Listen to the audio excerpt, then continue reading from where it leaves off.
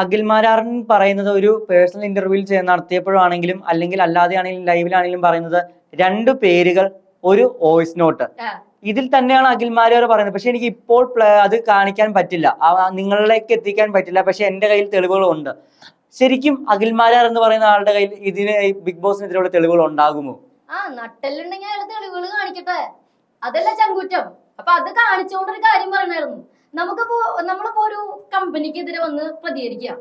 ഇപ്പൊ എന്റെ ഭാഗത്തുനിന്ന് ചിലപ്പോ ഇനിയിപ്പോ ആരെങ്കിലും എന്നോട് മോശമായിട്ട് പെരുമാറിയിട്ടുണ്ടെങ്കിൽ ഞാൻ അതിന്റെ തെളിവ് കൊണ്ടാ വരിക. അത് എന്നോട് ഇന്ന രീതിയിൽ ചാറ്റ് ചെയ്തിട്ടുണ്ട്, അല്ലെങ്കിൽ എന്നെ ഈ രീതിയിൽ പറഞ്ഞതായിട്ട് എന്റെ കയ്യിൽ തെളിവുണ്ട്. ആ തെളിവും കൊണ്ടേ വരുള്ളൂ ഒരു കാര്യം പറയാനായിട്ട് വരുമ്പോ.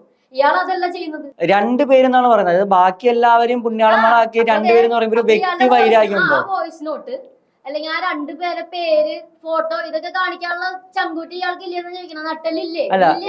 ഇയാളുടെ നട്ടല് വെള്ളമാണ്.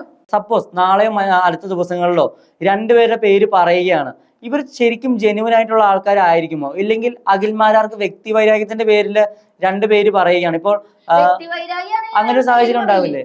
അല്ല, ഇനിയൊരു സാഹചര്യത്തിൽ അപ്പൊ അയാൾക്ക് പേഴ്സണൽ ഗ്രഡ്ജ് ഉള്ളവരാണോ ഏത് രീതിയിലാണെന്ന് അറിയില്ല. പക്ഷെ എന്ത് തന്നെ ആയാലും അയാൾ നട്ടല് വെള്ളം അല്ലെങ്കിൽ ആ പേര് പറയട്ടെ.